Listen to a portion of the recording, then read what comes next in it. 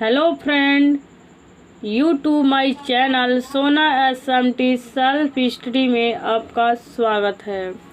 Friend, इस video में NCERT class 10 Hindi subject के गद्य की प्रथम खंड गद्य की भूमिका के बारे में अध्ययन करेंगे।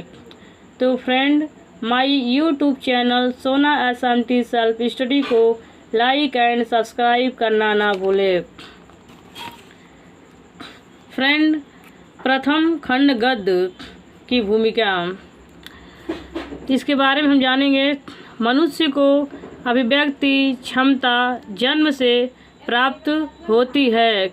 यह अभिव्यक्ति दो रूपों में क्रमशः गद्य और पद में होती है।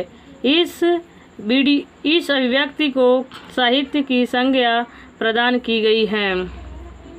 साहित्य के भेद, शैली के आधार पर साहित्य के दो भेद हैं। प्रथम है गद्य, द्वितीय है पद। गद्य रचना छंद विहीन, लयमुक्त, संगीतात्मकता रहित एवं विचार प्रधान होती है, जबकि गद्य का संबंध मस्तिष्क से होता है।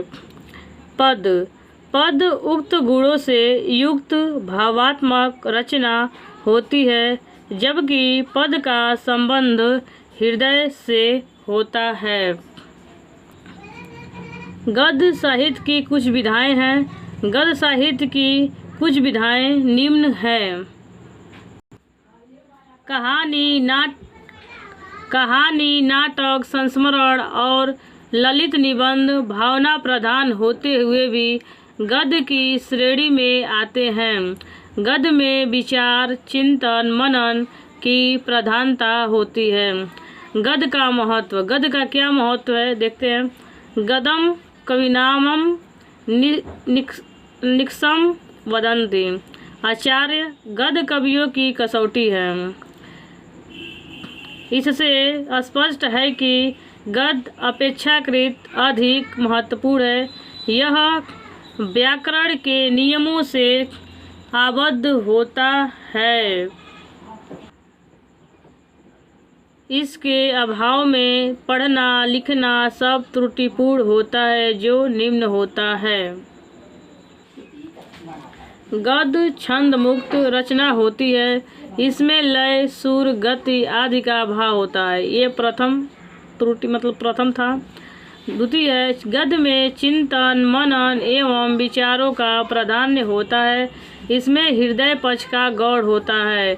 तीसरा है, गद्य व्याकरण से सुव्यवस्थित होता है।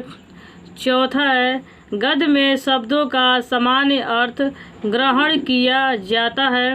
भावात्मक एवं ललित निबंधों में लक्षण एवं व्यंजना अर्थ भी निहित होते हैं। पांचवा है, गद्य रचना को विराम चिन्हों द्वारा नियंत्रित किया जाता है। छठा है, गद्य सामान्य जीवन शैली की अभिव्यक्ति है। इसका क्षेत्र अति व्यापक है। अब गद्य की व्युत्पत्ति के बारे में जानेंगे। गद्य की व्युत्पत्ति कहाँ से हुई, कैसे हुई। गद्य शब्दों में यत य प्रत्यय जोड़ने से गद्य शब्द बनता है। गद्य का अर्थ है बोलना, कहना, बतलाना आदि। इस प्रकार यह स्पष्ट है कि हम दैनिक जीवन में भाषा के जिस रूप का प्रयोग करते हैं वही गद्य है। गद्य का व्यवहारिक जीवन से घनिष्ठ संबंध है। इसमें बुद्धि पक्ष की प्रधानता होती है। कुछ महत्वपूर्ण बिंदुएं हैं। हिंदी भाषा की व्युत्पत्ति फारसी भाषा से हुई है। भाषा वैज्ञानिक हिंदी को 8 बोलियों पर आधारित किए हैं। व्यापक अर्थ में हिंदी अपनी 8 बोलियों में व्याप्त है। प्रथम है ब्रजभाषा, दूसरा है खड़ी बोली, तीसरा है बुंदेली, चौथा है बघेली, पांचवा है हरियाणवी, छठा है कन्नौजी, सातवां है अवधी एवं आठवां है छत्तीसगढ़। हिंदी साहित्य के चार्ट देखेंगे कि हिंदी साहित्य को कितने भाग होते हैं, कितने रूप होते हैं। हिंदी साहित्य को 2 भागों में बांटा गया है। प्रथम काव्य साहित्य, द्वितीय गद्य साहित्य। काव्य साहित्य को 2 भागों में बांटा गया है, प्रबंध काव्य, दूसरा है मुक्तक काव्य। प्रबंध काव्य को 2 भागों में बांटा गया है, प्रथम महाकाव्य, दूसरा खंड काव्य। मुक्तक काव्य के 3 भाग हैं, प्रथम पद, द्वितीय प्रगति, तीसरा है लंबी कविता। अब गद्य साहित्य के भाग देखेंगे। गद्य साहित्य के 3 भाग हैं, नाट्य साहित्य जिसको हम नाटक कहते हैं, द्वितीय है कथा साहित्य, तृतीय है गद्य के अन्य रूप। नाट्य साहित्य को 3 भाग हैं, प्रथम है नाटक, द्वितीय है एकांकी, तृतीय है विविध। कथा साहित्य के 2 भाग हैं, प्रथम उपन्यास और दूसरा है कहानी। गद्य के अन्य रूप, इसके अन्य रूप पाए जाते हैं जैसे यात्रा वृत्तांत, निबंध, संस्मरण, रेखा चित्र, रिपोर्टाज, आत्मकथा, जीवनी, आलोचना, पत्र, डायरी।